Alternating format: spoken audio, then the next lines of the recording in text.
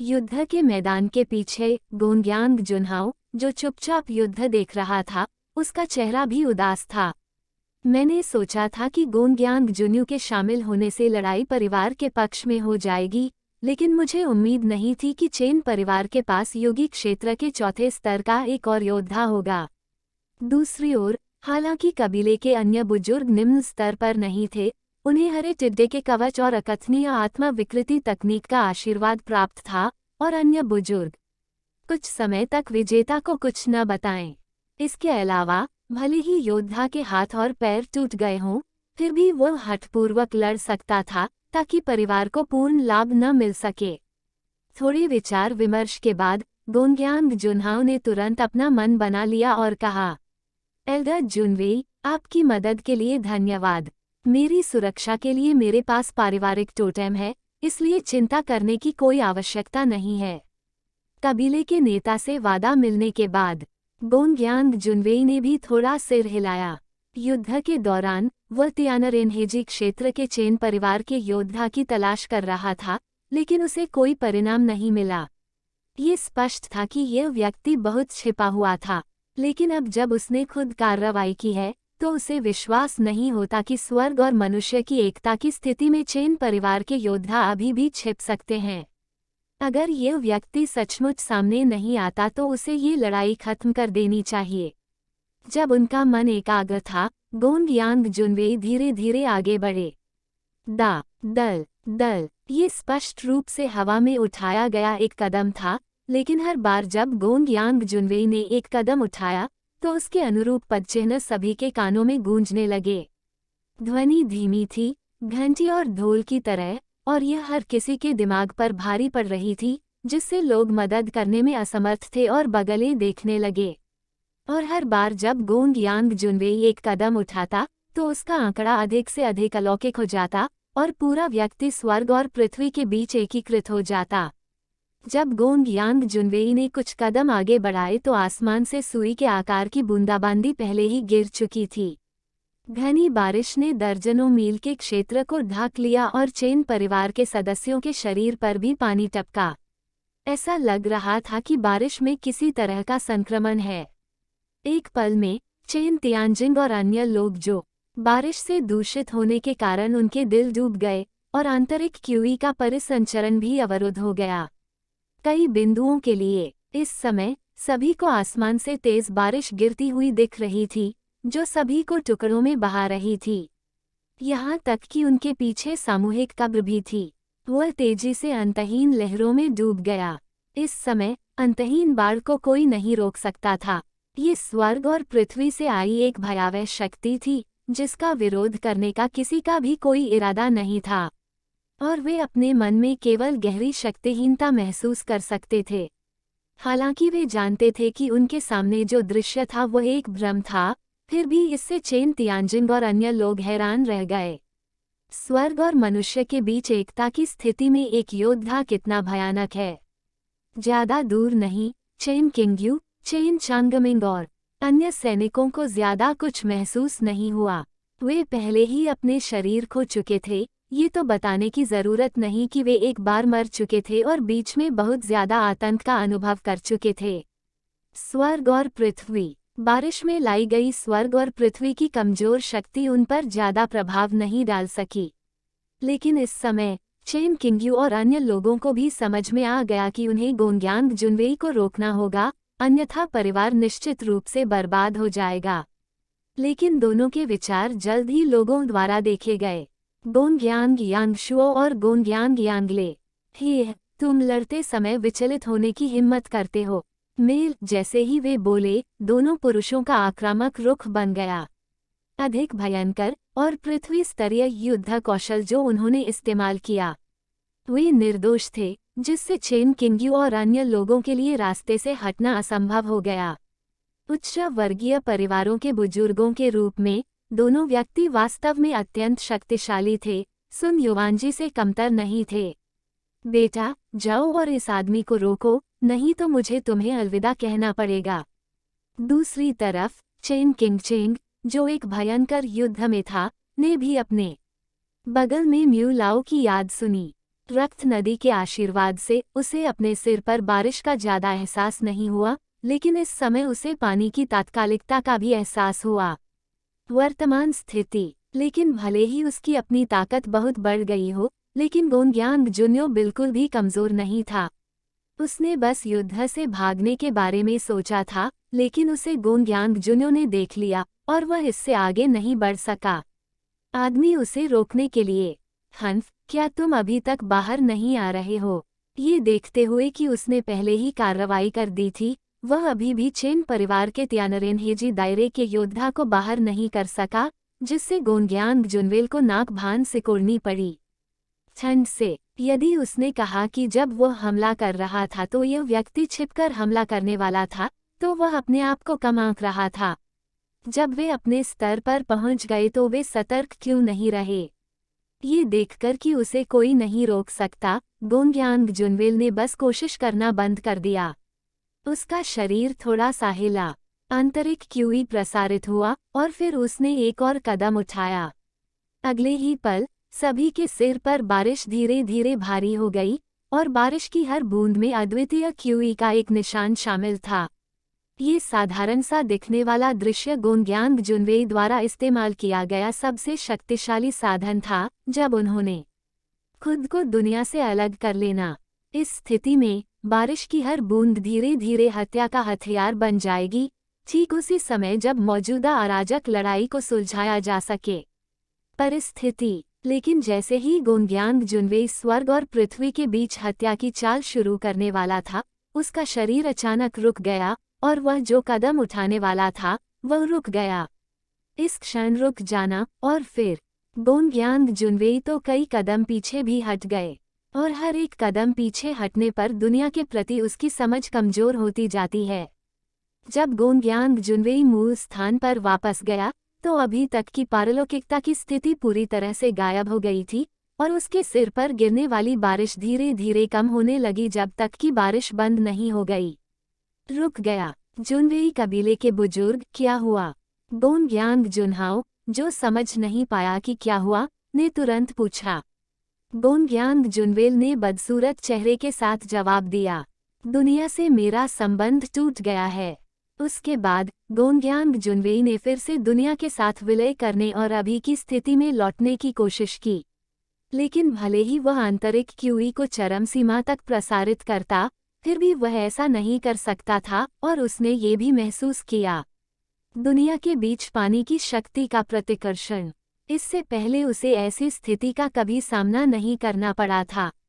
एक बार स्वर्ग और पृथ्वी की शक्ति के आशीर्वाद के बिना वह स्वर्ग और मनुष्य की एकता के क्षेत्र में एक योद्धा अपनी सबसे मजबूत विधि खो दिया, और वह चौथे स्तर के वायु नियंत्रण क्षेत्र के योद्धाओं की तुलना में वो केवल कुछ अंक अधिक मजबूत था।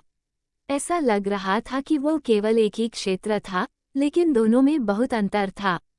और सबसे महत्वपूर्ण बात यह है कि उसे इसका कारण भी नहीं पता था। उधर गोंगयांग जुनहाओ, जिसने पूरी कहानी जान ली थी, वह भी भौंचक्का रह गया। अगर गोंगयांग जुनवेई स्वर्ग और पृथ्वी की शक्ति का उपयोग करने में असमर्थ था और चेन परिवार के स्वर्ग और मनुष्य की एकता के योद्धाओं ने इस समय कार्रवाई की, परिवार खतरे में होगा। हालांकि अब लड़ाई भयंकर है और परिवार को आसानी से पीछे नहीं हटना चाहिए। अभी के लिए एकमात्र उपाय टोटेम की सच्ची आत्मा को बुलाना है।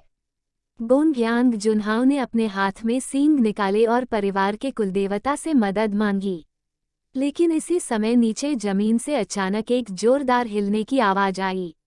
इस भारी आवाज ने हवा में मौजूद हर किसी को उसकी तरफ देखने पर मजबूर कर दिया, यहाँ तक कि उड़ते हुए सिल्वर स्नो उल्लू के चेहरे पर भी घबराहट के भाव थे। इस समय दोनों आदिवासी हैरान थे और उन्हें समझ नहीं आ रहा था कि ऐसा क्यों हो रहा है। भूकंप। गोंगयांग जुनहाओ ने आश्चर्य से आवाज निकाली और कुछ देर तक टोटेम से मदद नहीं मांगी। इससे पहले कि गोंगयांग जुनहाओ इसका कारण जान पाता, आदिवासियों की चीखें जल्द ही गूंजने लगीं। उसके कान। गोंगयांग जुनहाओ ने आवाज सुनी और जल्दी से पीछे मुड़ा। जब उसने देखा तो पाया कि चेन परिवार के सभी सदस्य इस समय गायब हो चुके थे और सैनिक भी गायब हो गए थे। उन्हें इससे न केवल गोंग्यांग जुन्हाओ स्तब्ध रह गए, बल्कि कई कबीले के बुजुर्ग भी स्तब्ध रह गए, जो अभी अभी भीषण युद्ध में शामिल हुए थे। लोग कहाँ हैं? इस समय हर किसी के मन में संदेह है और नीचे भूकंप अभी भी जारी है। हालांकि मुझे नहीं पता कि चेन परिवार कहाँ है। सदस्य छिपे हुए हैं। मेरे सामने जो कुछ भी है वो स्पष्ट रूप से चेन परिवार के अजीब तरीके हैं। हालांकि इसने गोंग्यांग जुन्हाओ को रोक दिया, जिन्होंने अभी अभी परिवार के टोटेम को बुलाने वाला था। अब कोई दुश्मन नहीं बचा था, तो परिवार के टोटेम को क्यों बुलाना? क्या ये टोटेम के दिव्य गुणों की बर्बादी नहीं होगी? शक्ति। आपको पता होना चाहिए कि परिवार के कुलदेवता की सच्ची भावना भी बहुत कीमती है। और जब गोंग्यांग जुन्हाओ ने नीचे हिलती जमीन को देखा, तो उसे तुरंत भूकंप का कारण पता चल गया। जमीन के नीचे ऐसा लग रहा था कि कोई अजीब सी चीज है जो लगातार दूर जा रही है।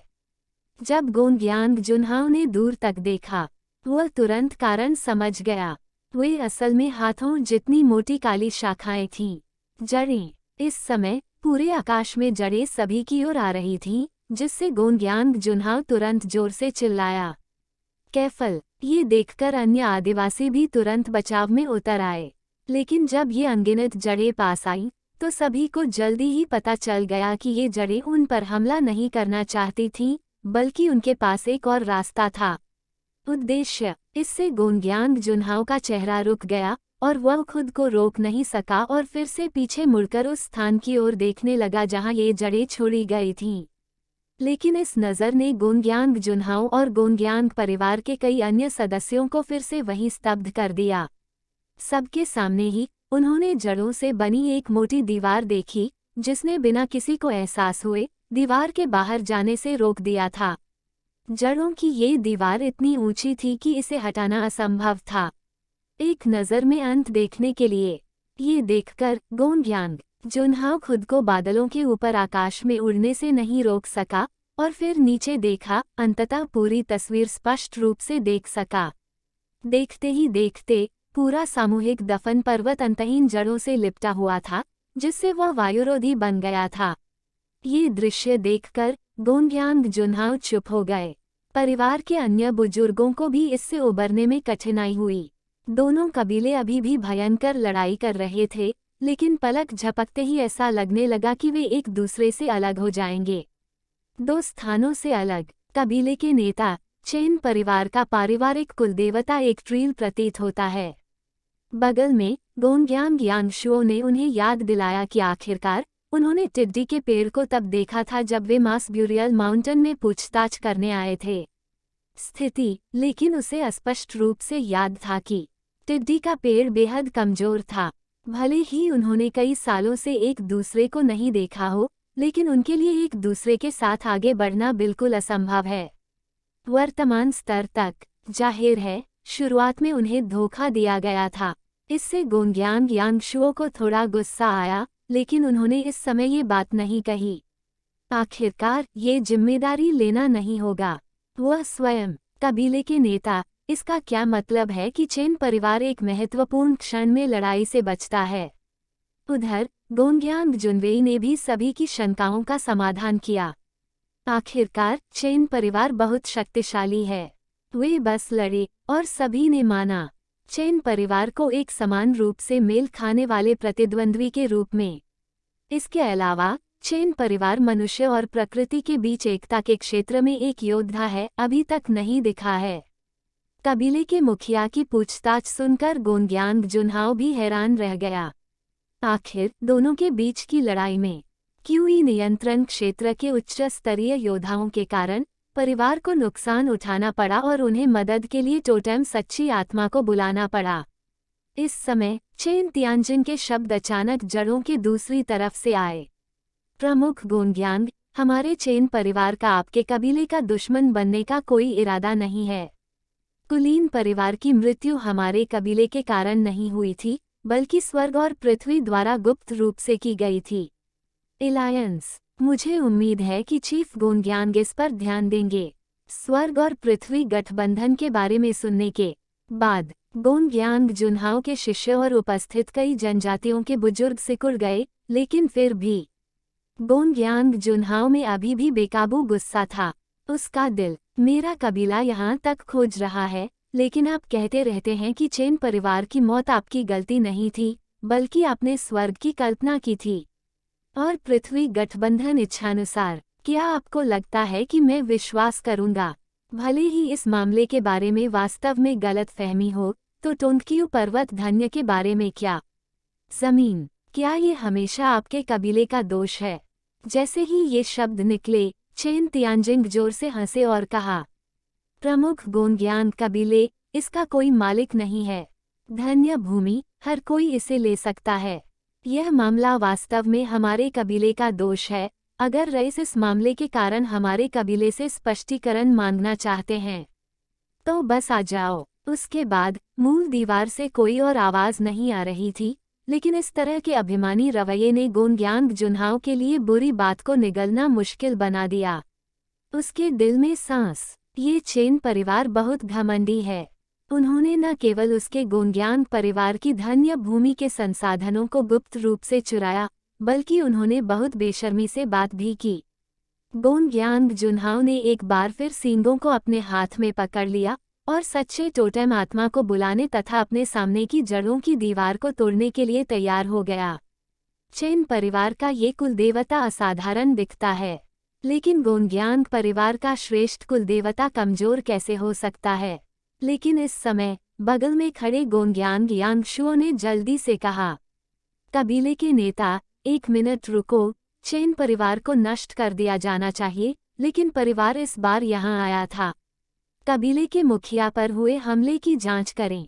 अगर ऐसा है तो मामला वास्तव में वही है जो चेन परिवार ने कहा, इसमें कुछ मोड़ और मोड़ हो सकते हैं।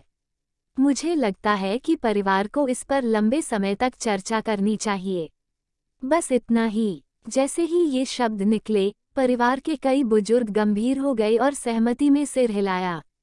हाँ, कबीले के नेता, अगर यह वास्तव में काम है, स्वर्ग और पृथ्वी गठबंधन, तो कबीले को सावधानी से व्यवहार करने की आवश्यकता है। हालांकि स्वर्ग और पृथ्वी गठबंधन को 100 साल से भी अधिक समय पहले सभी जातियों द्वारा नष्ट कर दिया गया था। क्या ये संभव है कि यह गठबंधन फिर से जीवित हो गया है? स्वर्ग और पृथ्वी गठबंधन को याद करते हुए कई लोग, कबीले के बड़े बुजुर्गों के चेहरे पर डर का भाव था। चेहरे, आखिरकार उनके पास ज्यादा अनुभव था और स्वाभाविक रूप से स्वर्ग और पृथ्वी गठबंधन की बेहतर समझ थी। उस समय परिवार अभी भी एक मध्यम परिवार था। हालांकि कबीले के एक बुजुर्ग ने तुरंत जवाब दिया, चीफ, परिवार को तियांडी एलायंस की वापसी के बारे में कोई खबर नहीं मिली है। चेन परिवार को इसके बारे में कैसे पता चला? मेरी राय में यह मामला चेन परिवार के संदेह से छुटकारा पाने के उद्देश्य से, संभवतः चेन परिवार द्वारा जिम्मेदारी से बचने के लिए ये कहानी गढ़ी गई है। यांगवू बुजुर्ग ने जो कहा वह सही है। अगर यह मामला है, चेन परिवार ने ऐसा नहीं किया था, तो परिवार यहाँ क्यों खोजेगा? और योंगान शहर में अभी भी उस व्यक्ति की सांस बची हुई है। आप इसे कैसे समझाएंगे? इसके अलावा, अगर यह मामला चेन परिवार द्वारा नहीं किया गया था, तो चेन परिवार ने इसे अदालत में स्पष्ट क्यों नहीं किया शुरुआत में? लेकिन हमारे परिवार के साथ लड़ाई के बाद हमें इसे समझाना पड़ा। ये स्पष्ट रूप से एक दोषी विवेक है। जब पहले 2 बुजुर्गों के स्पष्टीकरण दिए गए, ये सुनकर वहां उपस्थित बुजुर्गों को अभी भी लगा कि इसमें कुछ अर्थ है। लेकिन आखिरी बुजुर्ग के शब्दों ने सभी बुजुर्गों को चुप करा दिया। उनका गोंगयांग परिवार एक श्रेष्ठ परिवार है, जबकि चेन परिवार इससे पहले एक अनजान मध्यमवर्गीय परिवार था। उन्हें परिवार को क्यों समझाना चाहिए? अगर उन्होंने समझाया भी तो परिवार कैसे विश्वास करेगा? अगर अभी लड़ाई न होती, तो शायद परिवार को पता ही नहीं चलता कि चेन परिवार इतना छिपा हुआ था और उनकी ताकत इतनी नहीं थी। उनकी स्थिति उच्च वर्गीय परिवारों से भी अधिक खराब है। ये वास्तव में असाधारण के कारण था। चेन परिवार की ताकत ये थी कि परिवार के बुजुर्गों ने अपनी अपनी राय रखी और कुछ समय के लिए निर्णय लेना मुश्किल हो गया। जब बहस बेकार हो गई, तो सभी लोग जल्दी से वहां से चले गए। उन्होंने अपनी नजरें गोनग्यांग जुनहाओ की ओर घुमा ली और परिवार के मुखिया के अंतिम निर्णय की प्रतीक्षा करने लगे। क्या उन्हें लड़ाई जारी रखनी चाहिए या उन्हें आगे बढ़ना चाहिए? दीर्घकालिक दृष्टिकोण। लेस देन पिछला सूचकांक, अगला ग्रेटर दैन। युद्ध आधे रास्ते में ही समाप्त हो गया और दोनों जनजातियों के सदस्यों को कोई नुकसान नहीं हुआ, लेकिन कुछ बुजुर्ग मामूली रूप से घायल हो गए। उपस्थित बुजुर्गों की निगाहों का सामना करते हुए गोनग्यांग जुनहाओ ने सीधे जवाब नहीं दिया, बल्कि बगल में गोनग्यांग जुनवेई की ओर देखते हुए पूछा, एल्डर जुनवेई, इस मामले पर आपकी क्या राय है? कुलपति को ये पूछते देख गोनग्यांग जुनवेल ने कुछ देर तक सोचा और फिर धीरे से कहा, कुलपति, चेन परिवार का दावा है कि वे हमारे कबीले के दुश्मन नहीं हैं, लेकिन यह एक निर्विवाद तथ्य है कि उन्होंने तोंगक्यू पर्वत से संसाधन चुराए हैं। परिवार को उन्हें इतनी आसानी से जाने नहीं देना चाहिए। हालांकि चेन परिवार का बचाव करना आसान नहीं है। टूट गया और अब कबीले के सदस्य घायल हो गए हैं। मेरी योजना के अनुसार परिवार कुछ दिनों के लिए योनगान शहर में वापस चला जा सकता है। स्वस्थ हो जाओ और फिर हम विशिष्ट चर्चा कर सकते हैं। दुश्मन से निपटने के लिए रणनीति। ये सुनकर गोनग्यांग जुनहाओ ने संतोष से सिर हिलाया। ठीक है, तो एल्डर जुनवेल ने जो कहा है उसका पालन करो और फिलहाल योनगान शहर में वापस चले जाओ। ये देखकर कि कुलपिता ने निर्णय ले लिया है, अन्य कबीले के सदस्यों ने ज्यादा कुछ नहीं कहा और सभी ने तुरंत सिल्वर स्नो उल्लू को अपने नीचे धकेल दिया और योनगान शहर की ओर पीछे हट गए। बगल में गोनग्यांग जुनवेई ने ये देखकर अपने दिल में आह भरी। इस लड़ाई में चेन परिवार को एक झटके में पकड़ने में परिवार विफल रहा, जो बेहद शर्मनाक था। परिवार के मुखिया के रूप में गोनग्यांग जुनहाओ, अगर उन्होंने पीछे हटने की पहल की तो यह निश्चित रूप से कुलपति की गरिमा को नुकसान पहुंचाएगा, इसलिए उन्हें ये कहना पड़ा। हालांकि उसने देखा कि मुखिया पीछे हटने का इरादा रखता है, लेकिन वह बहुत आश्वस्त नहीं था। वह बस योनगान शहर चला गया। इस तरह परिवार के पास लड़ने या पीछे हटने की गुंजाइश थी। हालांकि इस लड़ाई के बाद परिवार की प्रतिष्ठा को निश्चित रूप से नुकसान पहुंचेगा, जो अपरिहार्य था। जैसे जैसे यिन जुएक्सियाओ योंगन शहर के करीब पहुंचता गया, गोनग्यांग जुनवेई को भी महसूस हुआ कि उसके और दुनिया के बीच का संबंध धीरे धीरे वापस आ रहा है। जब वह योंगन शहर में पहुंचा तो गोनग्यांग जुनवेई ने राहत की सांस ली। उसकी सारी ताकत वापस आ गई थी, लेकिन इससे गोनग्यांग जुनवेई खुश नहीं था। बाहर वह स्वर्ग की शक्ति उधार ले सकता था और पृथ्वी, लेकिन एक बार जब वह सामूहिक कब्र पर्वत के करीब पहुंच गया तो शायद ये पहले जैसा ही होगा। अपनी पूरी ताकत लगाने में असमर्थ, वह नियंत्रक क्यूई क्षेत्र के चौथे स्तर के योद्धा से केवल थोड़ा सा ही अधिक शक्तिशाली था, जिससे नियंत्रक क्यूई क्षेत्र के 5वें स्तर का ये योद्धा असुरक्षित महसूस कर रहा था। हालांकि यह पहली बार था जब उन्होंने ऐसी स्थिति का सामना करते हुए गोनग्यांग जुनवेई के मन में इस समय कुछ अनुमान थे। यहाँ तक कि एकाग्र आत्मा क्षेत्र का योद्धा भी शायद इस हद तक ऐसा नहीं कर सकते थे। इसका एकमात्र स्पष्टीकरण चेन परिवार का पारिवारिक कुलदेवता था। केवल कुलदेवता के पास ही ऐसी अप्रत्याशित शक्ति थी। चीफ, ऐसा लगता है कि गोनग्यांग परिवार पीछे हटने को तैयार नहीं है। अब परिवार को क्या करना चाहिए? परिवार के पैतृक हॉल में कबीले के सदस्य, जो मूल रूप से खुश थे क्योंकि गोनग्यांग परिवार पीछे हट गया था, उनके सामने के दृश्य को देखने के बाद चिंतित होकर पूछने से खुद को रोक नहीं सके। चित्र में गोनग्यांग का रजत है उल्लू। सामूहिक कब्र पहाड़ छोड़ने के बाद परिवार बहुत दूर नहीं गया, बल्कि योनगान शहर में बस गया। ये देखा जा सकता है कि गोनग्यांग परिवार एक लॉन्च कर सकता है। दूसरा आक्रमण। दूसरे शब्दों में कहें तो परिवार फिलहाल खतरे से बाहर नहीं है। भले ही परिवार ने इस युद्ध में शक्तिशाली दुश्मन को सफलतापूर्वक खदेड़ दिया हो, लेकिन ऐसा इसलिए हुआ क्योंकि परिवार को पवित्र वृक्ष की सहायता मिली। यदि पिछली लड़ाई जारी रहने दी जाती तो परिवार में जल्द ही थकान के लक्षण दिखने लगते। उस समय स्वर्ग और मनुष्य एकता क्षेत्र के योद्धा गोंगयांग परिवार फिर से हमला करेगा और परिवार को निश्चित रूप से विनाशकारी हार का सामना करना पड़ेगा। और सबसे महत्वपूर्ण बात यह है कि मृतक परिवार के सदस्यों की शक्ति अक्षय नहीं होती। यद्यपि पारिवारिक आत्मा शरीर के अनेक लाभ हैं, किंतु यदि आत्मा शरीर पुनर्तः संघनित नहीं हो पाता है तथा परिवार के चौथे स्तर तक नहीं पहुंच पाता है, तो यह एक प्रकार का मानसिक विकार है। क्यूई नियंत्रण क्षेत्र, इसे लड़ने के लिए पवित्र पेड़ टिड्डी कवच की शक्ति पर भरोसा करने की जरूरत है। योद्धा, लेकिन भले ही पवित्र वृक्ष में असीमित शक्ति हो और वह बिना किसी सीमा के टिड्डी कवच दे सकता हो, लेकिन कबीले के सदस्यों पर आत्मा शरीर के रूप में प्रतिबंध हैं। प्रत्येक लड़ाई के बाद उन्हें अपनी येन ऊर्जा को फिर से भरने की आवश्यकता होती है, इससे पहले कि वे दोबारा हमला कर सकें।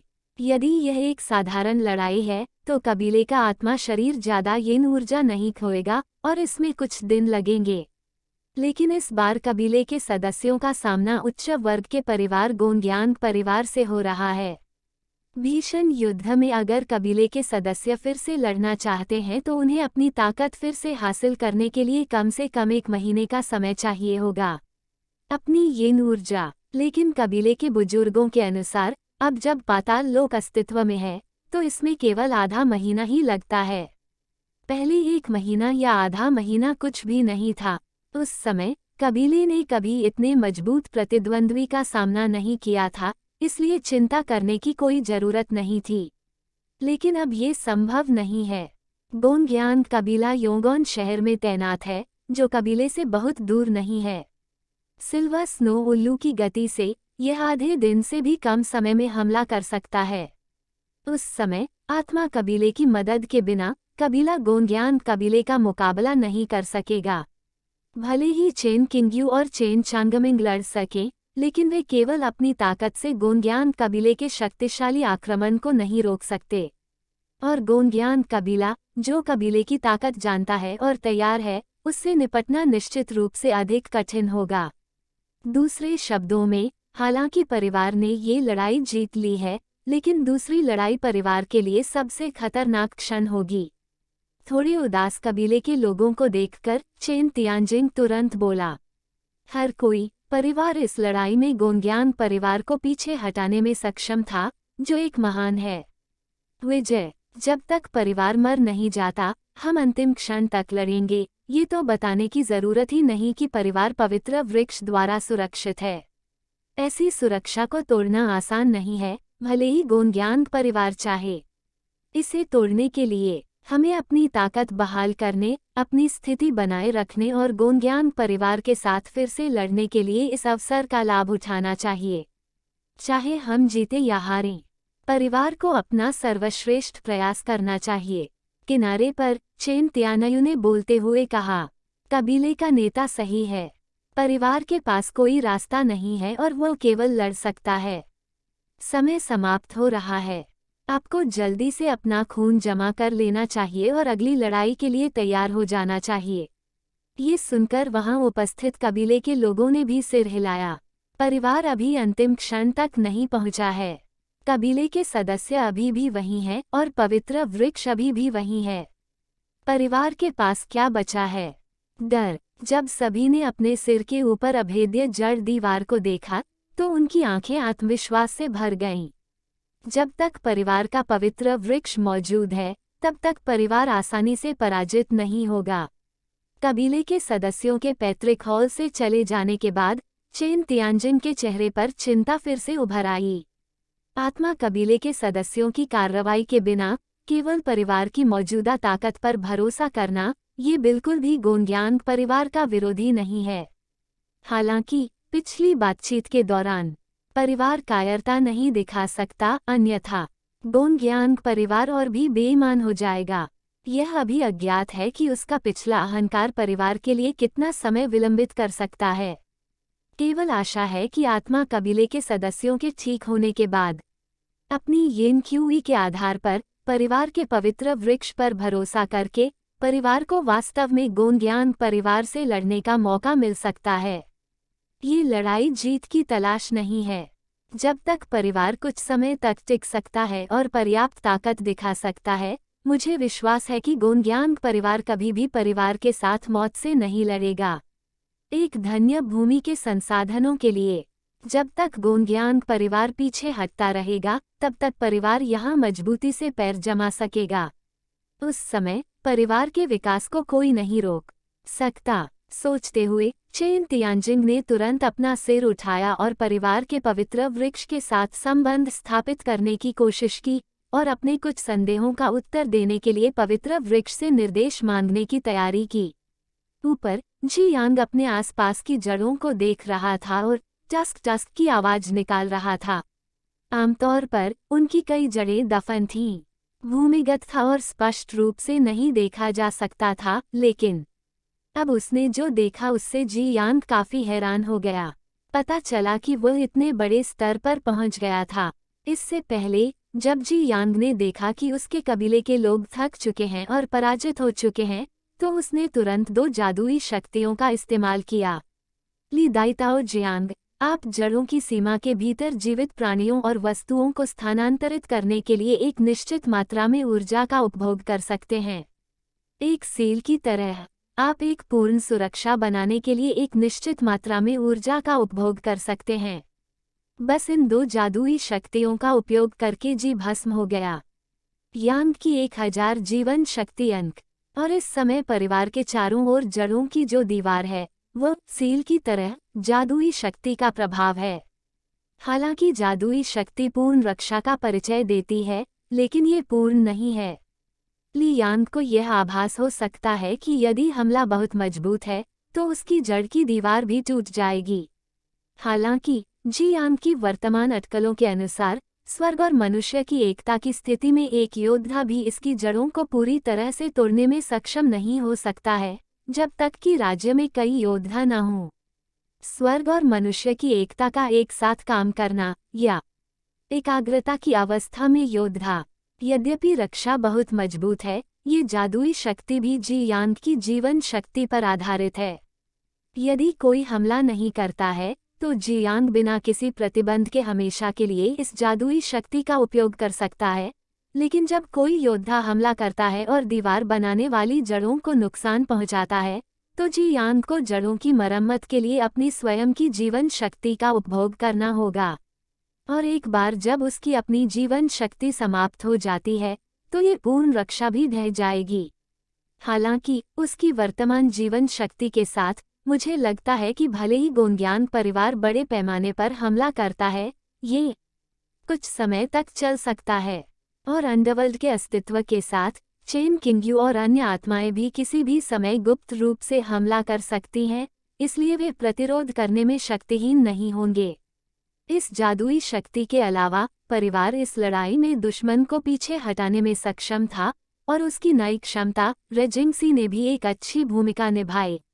इससे भी महत्वपूर्ण बात यह है कि गोंगयांग परिवार के स्वर्ग और मनुष्य एकता क्षेत्र के योद्धा ने वास्तव में स्वर्ग और पृथ्वी के बीच जल शक्ति उधार ली थी। यही कारण है कि जी यांग इस व्यक्ति को उग्र समुद्र और निरपेक्ष डोमेन के साथ दबाने में सक्षम था, जिससे उसके लिए स्वर्ग और पृथ्वी की शक्ति उधार लेना असंभव हो गया। क्षेत्र, यदि स्वर्ग और मानव एकता क्षेत्र का योद्धा, जो इस बार गोंगयांग परिवार से आया था, स्वर्ग और पृथ्वी की अन्य शक्तियों को उधार लेता है, तो उसके पास इसे थोड़ा दबाने के अलावा कोई विकल्प नहीं होगा, जिससे पहले वाला प्रभाव प्राप्त नहीं होगा। जब तक उस व्यक्ति ने गड़गड़ाहट और बिजली की शक्ति उधार नहीं ली, तब तक जी यांग फिर से एक दमनकारी भूमिका निभाने में सक्षम होगा, लेकिन गड़गड़ाहट और बिजली की शक्ति स्वर्ग और पृथ्वी में बेहद दबंग और दुर्लभ है। यह अनुमान लगाया जाता है कि स्वर्ग और मानव एकता क्षेत्र के कुछ योद्धा इसे उधार लेते हैं। शक्ति, हालांकि यह थोड़ा संयोग था, लेकिन भाग्य भी शक्ति का ही एक हिस्सा है। इसके अलावा जब गोंगयांग परिवार पीछे हट गया, यांग ने जादुई शक्ति का भी प्रयोग किया। डबल स्ट्राइक, आप प्रतिद्वंद्वी को चिन्हित करने के लिए एक निश्चित मात्रा में जीवन शक्ति का उपभोग कर सकते हैं। एक निश्चित सीमा के भीतर आप इसे महसूस कर पाएंगे और प्रतिद्वंद्वी पर हमला करते समय एक अतिरिक्त बोनस प्राप्त कर पाएंगे। उसे चिन्हित तो कर लिया गया है, लेकिन मुझे नहीं पता कि यह अतिरिक्त बोनस किस तरह का है। अगर यह व्यक्ति अगली बार फिर आएगा तो मुझे लगता है कि वो इस जादुई शक्ति के प्रभाव का अनुभव कर सकेगा। हालांकि ये सब जियांग ही कर सकता है। हालांकि अन्य जादुई शक्तियां अच्छी हैं, लेकिन वे नियंत्रण क्यूई क्षेत्र में उच्च स्तरीय योद्धाओं के लिए पर्याप्त नहीं हैं। उदाहरण के लिए, रेडलैंड 1000 माइल्स को भी भूमिका निभाने के लिए अपनी जड़ों को दुश्मन को छूने की आवश्यकता होती है। लेकिन कंट्रोलिंग क्यूई दायरे में योद्धा हैं। वे बहुत फुर्तीले होते हैं और उन्हें जड़ों से फंसाना आसान नहीं होता। यद्यपि एक दिन में 3 शरद ऋतु का प्रभाव अत्यंत मजबूत है, ये जादुई शक्ति बहुत अधिक जीवन शक्ति का उपभोग करती है। भले ही उसकी जीवन शक्ति पहुंच गई हो, अब 30,000 जियांग इसे लापरवाही से उपयोग करने की हिम्मत नहीं करता है। यह उल्लेख करने की आवश्यकता नहीं है कि प्रतिद्वंद्वी नियंत्रण क्यूई दायरे के 5वें स्तर का योद्धा है और खपत केवल अधिक होगी। ये जादुई शक्ति केवल उपयोग के लिए उपयुक्त है, जीत स्थापित करने के लिए महत्वपूर्ण क्षण। दूसरी स्थिति यह है कि उसकी जीवन शक्ति अनंत है, इसलिए उस समय किसी भी चीज के बारे में चिंता करने की जरूरत नहीं है। यदि परिवार वास्तव में हार गया है, तो वह केवल मृत पेड़ की जादुई शक्ति का उपयोग करके फिर से जमीन से उठ सकता है और मौत तक लड़ सकता है। अब वो योंगोन शहर के शी परिवार से निपटने के समय की तुलना में बहुत अधिक शक्तिशाली है। मुझे लगता है कि समय से प्राप्त शक्ति और भी अधिक मजबूत होगी। जियांग इस बात के लिए उत्सुक हैं, लेकिन उन्हें उम्मीद है कि परिवार फिर कभी ऐसे क्षण की कगार पर नहीं खड़ा होगा, क्योंकि इसका मतलब है कि परिवार पूरी तरह से उम्मीद खो चुका है और लड़ाई खत्म होने के बाद वह भी कमजोरी में पड़ जाएगा और कई वर्षों से संचित जीवन शक्ति नष्ट हो जाएगी। और अब ये परिवार पहले की तरह अज्ञात नहीं रह गया है। एक बार जब उनका वंश वृक्ष कमजोर हो जाएगा, तो अनुमान है कि कई परिवार इस परिवार के पास आएंगे। दरवाजा। कई बुरी खबरों के बीच एक अच्छी खबर भी है, वह ये है कि जियांग की नई ग्राउंड वेन तकनीक एक दिन में 6 अंक जीवन शक्ति को अवशोषित कर सकती है। कई अन्य तकनीकों के साथ मिलकर वह प्रतिदिन 20 अंक तक ऊर्जा अवशोषित करें। एक एकल पृथ्वी शिरा तकनीक सूर्य और चंद्र ग्रहण के योग के बराबर है। यदि उन्हें पता होता कि यह तकनीक इतनी कारगर है तो वे इसे पहले ही चुन लेते। लेकिन अब भी बहुत देर नहीं हुई है। जब तक वह इस बार गोंग्यांग परिवार को हरा सकता है, उसके पास बढ़ने के लिए और समय होगा। जब जियांग सोच रहा था, तो उसने नीचे चेन तियानजिन के विचारों को भी तुरंत महसूस कर लिया। यहाँ तक कि कुलपिता चेन तियानजिन को भी अपने परिवार के पवित्र वृक्ष के बारे में अभी भी ज्यादा जानकारी नहीं है, जो अन्य परिवारों की स्थिति से बिल्कुल अलग है। और सबसे महत्वपूर्ण बात यह है कि जियांग को नहीं पता कि उसकी अपनी सीमा कहाँ है। हर बार जब उसे कोई जादुई शक्ति प्राप्त होती है, तो चेन तियानजिन को बताने की पहल करना उसके लिए असंभव है। कुछ ही देर बाद चेन तियानजिन जल्दी से पैतृक हॉल से बाहर निकल गया। हालांकि पैतृक हॉल से बाहर निकलते समय चेन तियानजिन के चेहरे पर चिंता कम थी, क्योंकि उसने अभी अभी परिवार के पवित्र वृक्ष के निर्देशों से सीखा था। जड़ों की ये दीवार अत्यंत मजबूत है और इसे स्वर्ग और मनुष्य की एकता के क्षेत्र में कई योद्धाओं के अलावा कोई नहीं तोड़ सकता। इससे निस्संदेह चेन तियानजिन को बहुत अधिक आत्मविश्वास मिला। उनका मानना था कि गोंग्यांग परिवार जैसे शक्तिशाली उच्च वर्गीय परिवार के पास भी स्वर्ग और मानव क्षेत्र की एकता में बहुत अधिक योद्धा नहीं होंगे।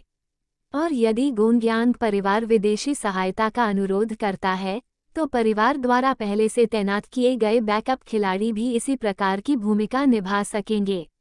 इस तरह परिवार वास्तव में इसे रोकने की उम्मीद करता है। इस बार गोंग्यांग परिवार आक्रामक है, लेकिन उसे सबसे बुरी स्थिति के लिए भी तैयार रहना होगा। तो आपको संदेह है कि यह चेन परिवार का कुलदेवता है। योनगान शहर में गोंग्यांग जुन्हाओ ने गोंग्यांग जुनवेई की कहानी सुनने के बाद पूछा, खैर, मुझे तो ये भी संदेह है कि चेन परिवार के पास मनुष्य और प्रकृति के बीच सामंजस्य के क्षेत्र में कोई योद्धा नहीं है। अन्यथा ये व्यक्ति पिछली लड़ाई में छिपा नहीं होता और जब मैंने कार्रवाई की तो मुझे उसके ठिकाने का पता नहीं चला। गोंग्यांग जुनवेई का अनुमान सुनने के बाद गोंग्यांग जुन्हाओ ने भी थोड़ा सिर हिलाया। वास्तव में मुझे भी यही संदेह है।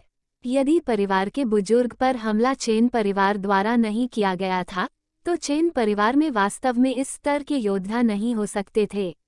अन्यथा चेन परिवार अब तक कम प्रोफाइल नहीं रखता। हालांकि इस कबीले के कुलदेवता बेहद असाधारण हैं। जब मैं पीछे हटा तो मुझे सच्चे कुलदेवता आत्मा से निर्देश मिले। भले ही सच्चे टोटेम आत्मा को बुलाओ, मैं चेन परिवार से नहीं बच पाऊंगा। ये सुनकर गोंगयांग जुनवेई को झटका लगा और उसने तुरंत अपने दिल में प्रतिक्रिया व्यक्त की। कोई आश्चर्य नहीं कि कबीले का नेता भी पीछे हटना चाहता था। उस समय कुछ देर सोचने के बाद गोंगयांग जुनवेई ने भी पूछा, कबीले के नेता भले ही चेन परिवार में मनुष्य के बीच सद्भाव के क्षेत्र में योद्धा नहीं है, और प्रकृति उनकी ताकत को कम करके नहीं आंका जा सकता, क्या परिवार का युद्ध जारी रहेगा?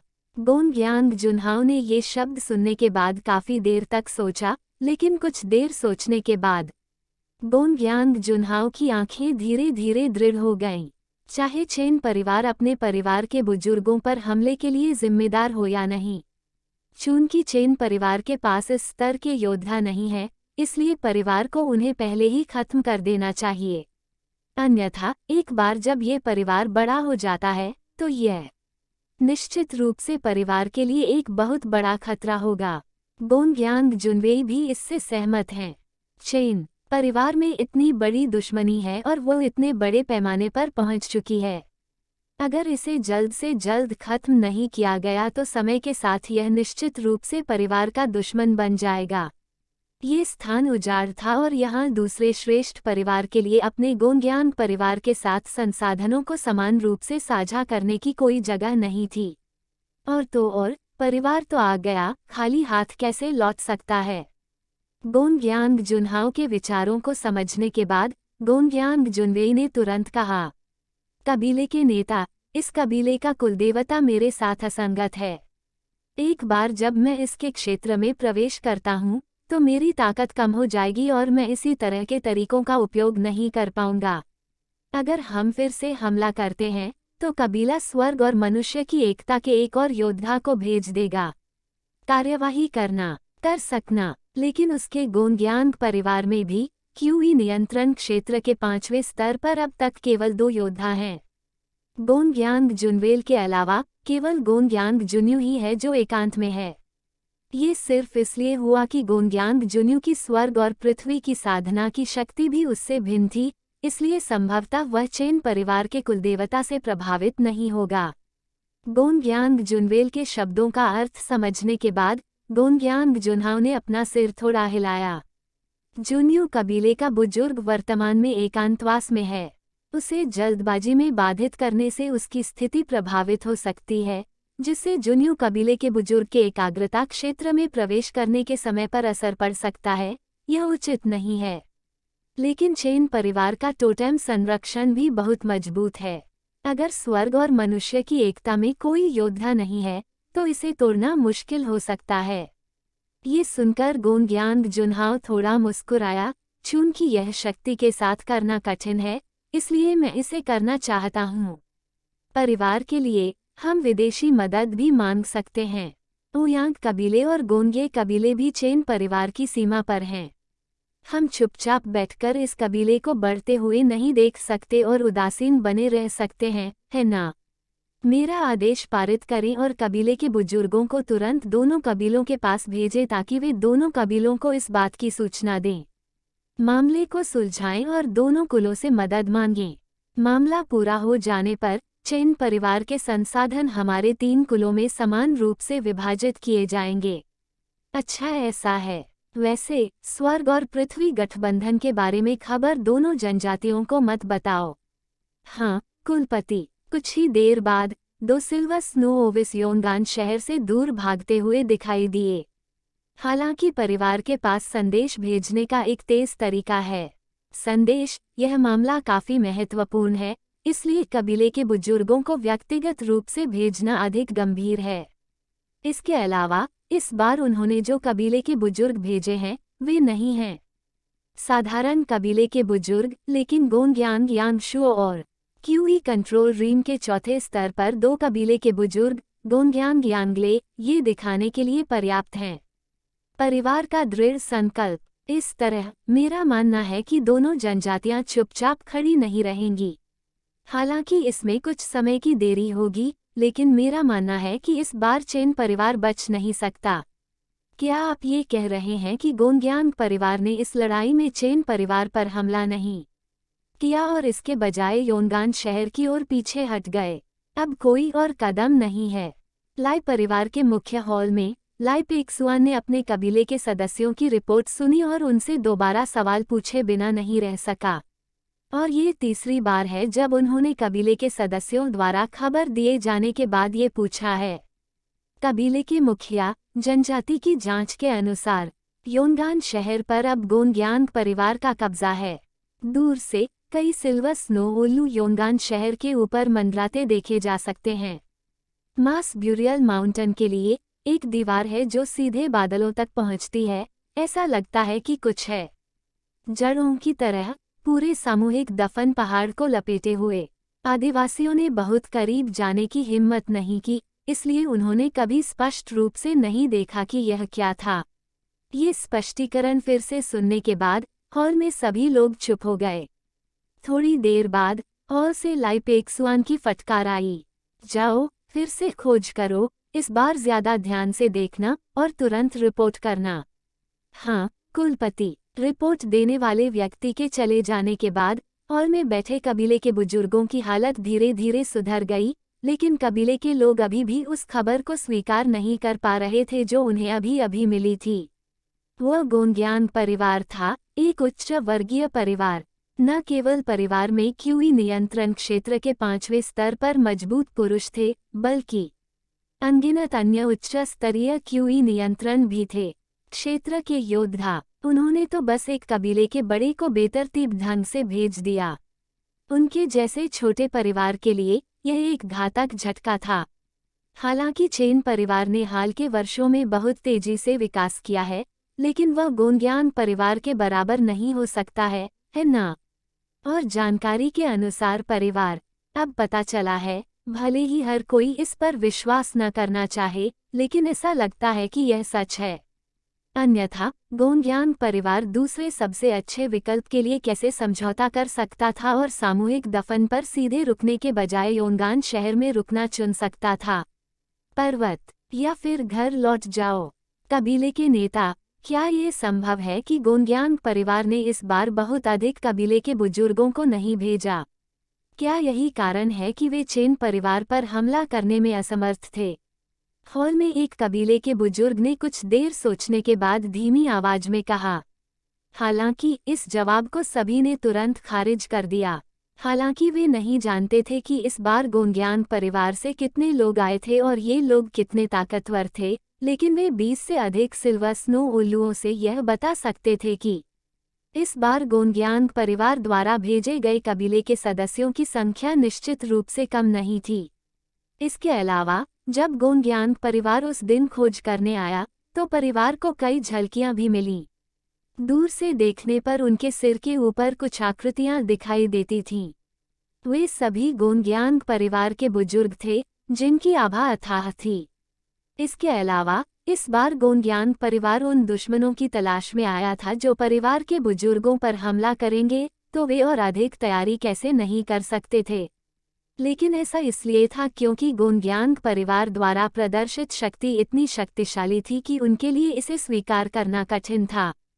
चीफ, शायद ये चेन परिवार नहीं है जो गोंग्यांग परिवार को रोक रहा है।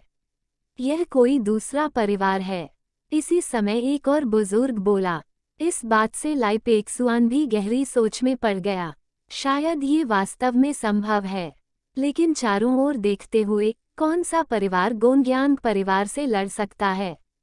यह अन्य दो श्रेष्ठ परिवार नहीं हो सकते, ये बिल्कुल असंभव है।